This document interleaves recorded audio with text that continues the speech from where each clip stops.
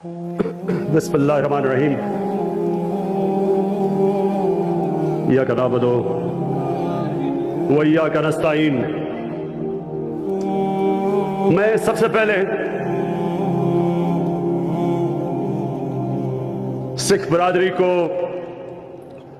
गुरु नानक देव जी का 550 साल की सालगिरह की आप सबको मुबारक देता हूं, आपको खुशामदीद कहता हूं।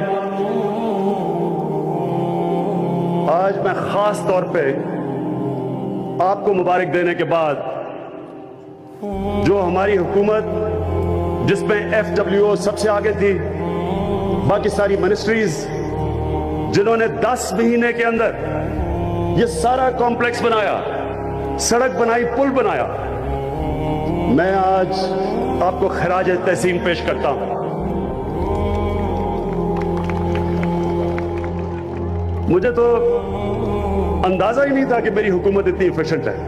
इसका मतलब हम और काम भी कर सकते हैं। जब 10 महीने में इतना ज्यादा कर सकते हैं तो मैं फिर से जिस तरह की आपने मेहनत की, दिन रात आपने लगाया और ये कॉम्प्लेक्स, इतना खूबसूरत कॉम्प्लेक्स जो आपने तैयार किया, सिर्फ मुबारक ही नहीं, खराज तहसीन नहीं,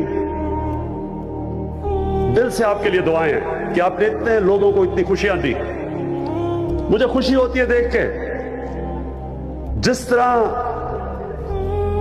सिख कम्युनिटी, जो उनके दिलों में खुशी होती है जब ये यहां आते।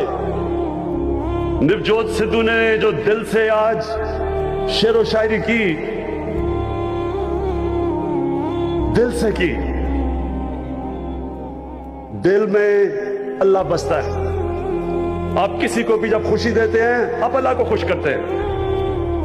हम कहते हैं, हम मुसलमान कहते हैं रब्बुल आलमीन, सारे इंसानों का खुदा।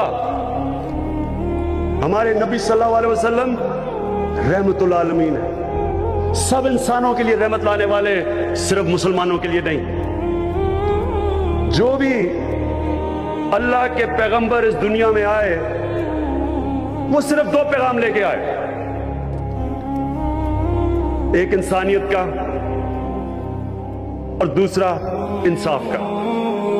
ये 2 चीजें इंसानी माशरे को जानवरों के माशरे से फर्क करती है।